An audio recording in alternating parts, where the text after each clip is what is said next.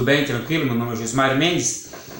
Eu quero comentar hoje, eu estava aguardando algumas notícias, mas eu gostaria de comentar hoje sobre o fechamento das igrejas e pelos lockdowns da vida e também a decisão do Supremo Tribunal Federal de manter essas decisões com o Executivo Estadual e Municipal, dando a ele pleno poder de fechar as igrejas.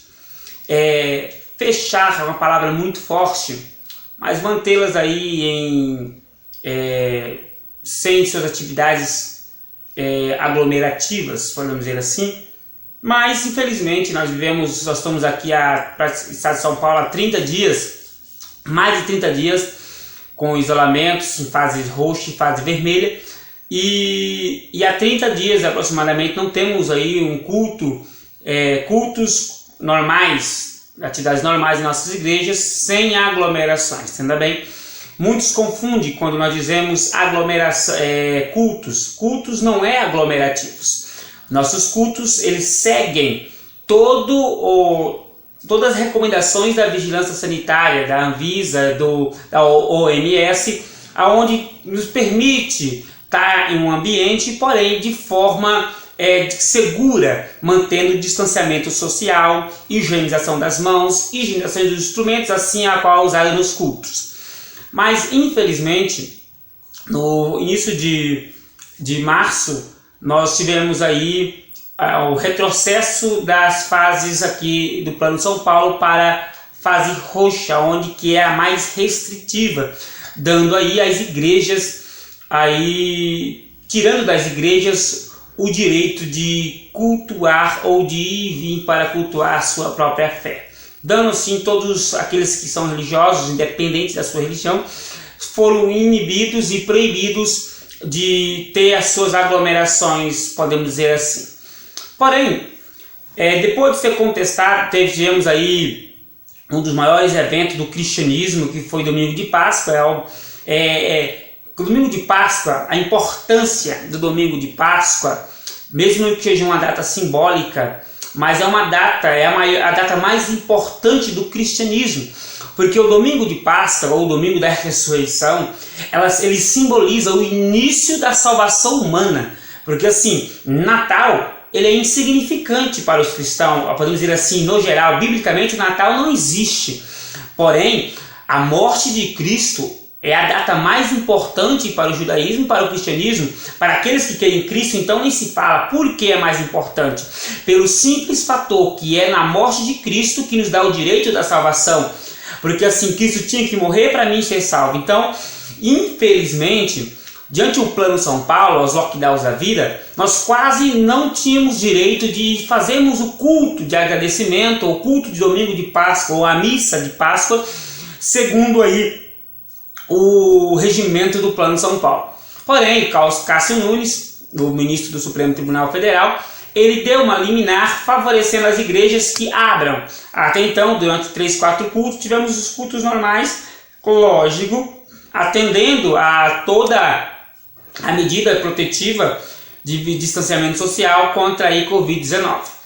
Mas a questão básica é que nós estamos vivendo num período difícil para as igrejas, porque estamos sendo culpados pelos aumentos das mortes aí de Covid-19. Só me peça uma coisa, há 30 dias, há 60 dias começou a aumentar o número de mortes diárias no Brasil.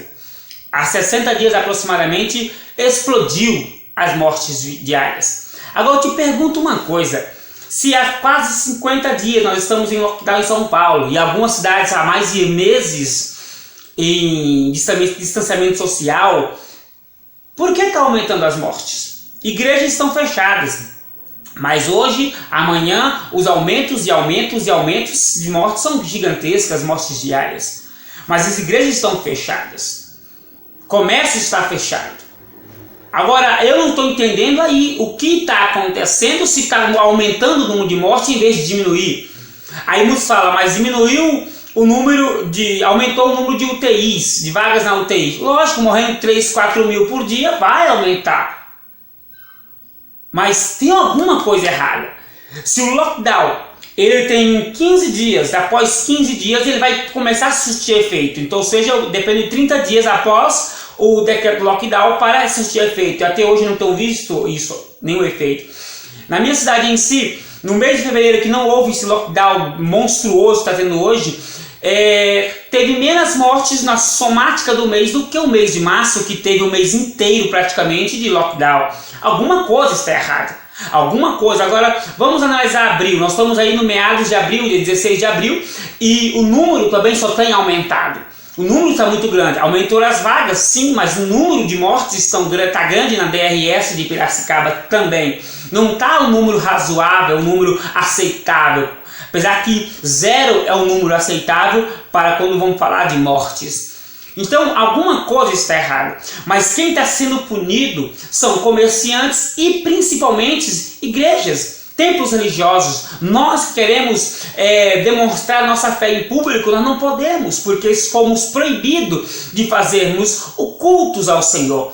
Mas vocês falam assim, mas eu posso cultuar em casa. Sim, cultue em casa, mas dificilmente você vai ter aquela alegria, aquela harmonia, aquela sintonia dentro da tua própria casa.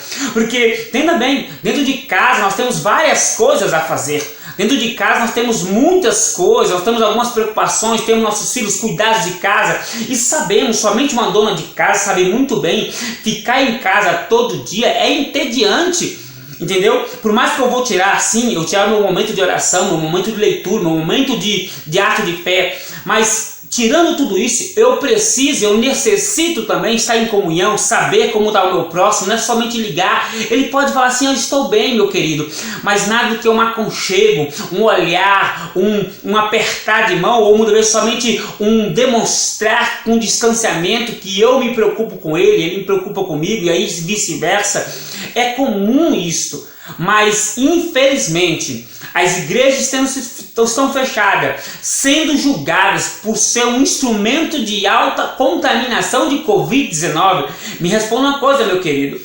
Aonde você vai ver, você pode puxar os dados. A fonte de contaminação não é igreja, nunca foi, nunca será igreja. Eu não me lembro agora, mas eu vou pôr na descrição depois, aí no vídeo. Em Santa Maria, Rio Grande do Sul, um reverendo, ele é até um missionário, não é nem brasileiro, se não me falha a memória, é um pastor, não me lembro se foi na peste negra ou foi na gripe espanhola. As igrejas fecharam naquela época, e esse pastor foi em casa, junto com a sua família, visitar os seus membros, e os seus membros estavam ruins, morrendo por causa daquela doença. E acredite que aquele homem não adoeceu durante toda a pandemia, ele visitando, ele fazendo o seu trabalho. Ele não deixou se abater, ele foi fazer a obra de Deus, e a família dele não sequer se contaminou. Então eu te pergunto uma coisa. Sabemos que tudo que acontece, Deus permite, mesmo que não seja a sua vontade, mas Ele autoriza, Ele permite, porque, entenda bem, Ele deixa que o homem tome as suas próprias decisões, mesmo que essa decisão os leve para o fundo do poço. Então, pagamos o preço pelas nossas escolhas, mas vemos hoje uma onda pandêmica, onde pessoas estão morrendo, hoje, essa semana, esse mês, já tive dois amigos meus que perdeu as suas esposas novas, esposa com filhos, uma com 25, outra com 46, perdeu suas esposas, mas infelizmente, a família não teve a oportunidade de fazer um velório, uma despedida, infelizmente, devido à situação que vivemos hoje. Mas sabe o que tem ajudado ele? Somente aquele a que está mais próximo de mim, foi a ir visitar, a dar um abraço, para dar uma palavra de Deus para a vida dele, porque uma criança de 5 anos, uma criança de 9 anos, no dia do aniversário dessa criança, ter que enterrar a própria mãe, então é cruel, é difícil, mas um abraço, ir lá na casa dele, cultuar com ele, fazer um culto familiar, isso foi maravilhoso para ajudar ele a superar isso, porque há 20 dias que ele não comia, aí ele emagrecendo, sabe por quê? Mas ele precisava ter aqueles que dizem servir a Deus do teu lado, e assim foi feito. Eu me disponibilizei junto com a minha esposa, com amigos, estávamos ali sempre com ele, visitando. Esta é a importância daqueles que servem a Deus.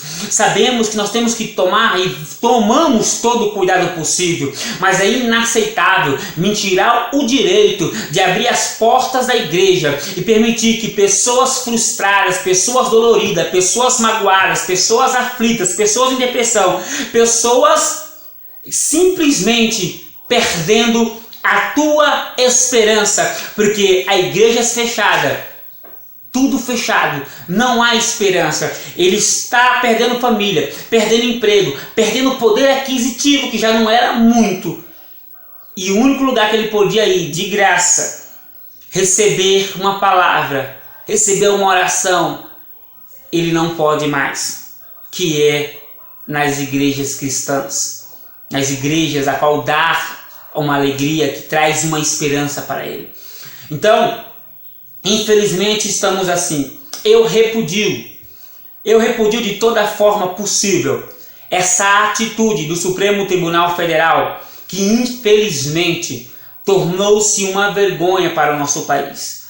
Posso comentar vários outros assuntos aqui, mas nesse exato momento, o que foi aquela goleada de 9-2 contra o fechamento, a favor do fechamento das igrejas, isso é uma vergonha.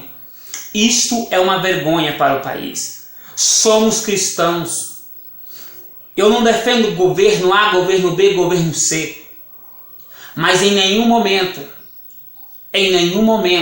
é aceitável que um poder democrático use do seu poder e feche o direito de cada um. Eu tenho o meu direito.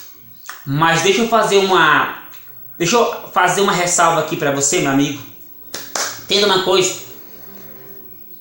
Nós cristãos não nascemos ontem.